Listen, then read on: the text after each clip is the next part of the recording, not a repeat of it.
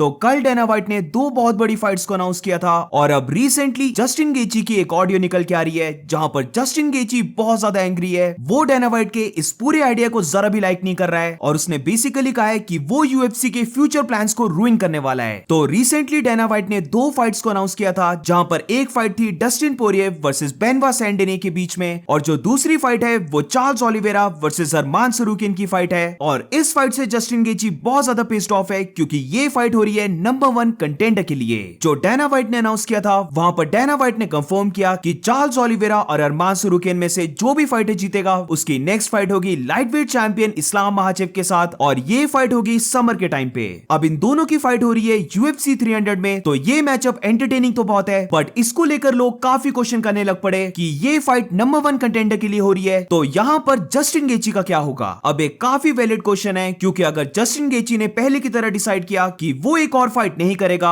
और वो वेट करेगा लाइटवेट चैंपियन से फाइट करने के लिए तो फिर उसको मोस्ट लाइकली वेट करनी होगी अक्टूबर के मंथ तक। जस्टिन गेची की लास्ट फाइट जुलाई में हुई थी तो इसका मतलब ये होगा कि जस्टिन गेची को एक साल से भी ज्यादा का वेट करना होगा टाइटल शॉट लेने के लिए और यही रीजन है जिसकी वजह से जस्टिन गेची बहुत ज्यादा पिस्ड ऑफ है। जहां पर उसकी एक ऑडियो निकल के आई है बट इसके बारे में मैं कंफर्म नहीं हूं कि ये ऑडियो जो डेना व्हाइट ने अनाउंसमेंट की थी उसके बाद की है बट रिगार्डलेस ऑफ इट वो not only Dana White but अपने मैनेजर अली अब्दुल अजीज को भी यही बोल रहा है कि फक ऑल दिस गाइस और जो भी इनके प्लान है वो उन सारे प्लान्स को रुइन करने वाला है। I'm here to ruin Ali's day. I'm here to ruin Dana White's day. Fuck all those guys.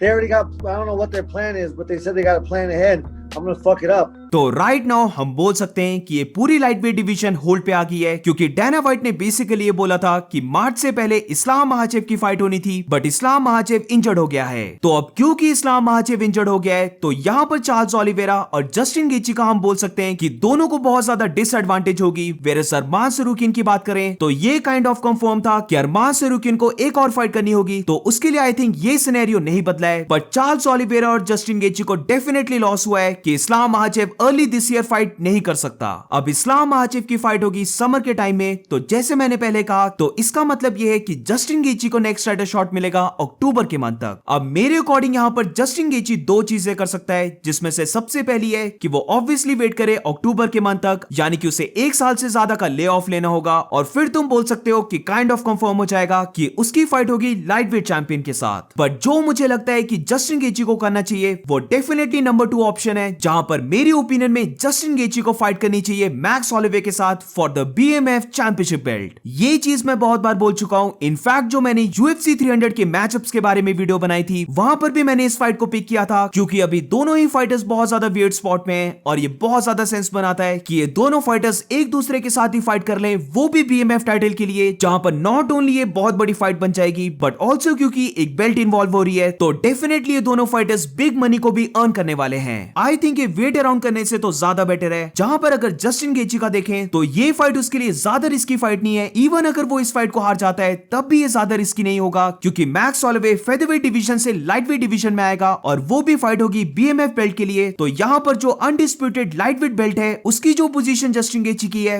वो ज्यादा इफेक्ट नहीं होगी। तो मैं तो डेफिनेटली चाहता हूँ बीएमएफ फाइट को देखने के लिए but according to you guys Justin Gaethje को इस पोजीशन में क्या करना चाहिए let me know in the comments. और इसी के साथ इस वीडियो को एंड करते हैं। अगर आपको वीडियो अच्छी लगी हो तो please make sure to like subscribe. मिलते हैं नेक्स्ट वीडियो में।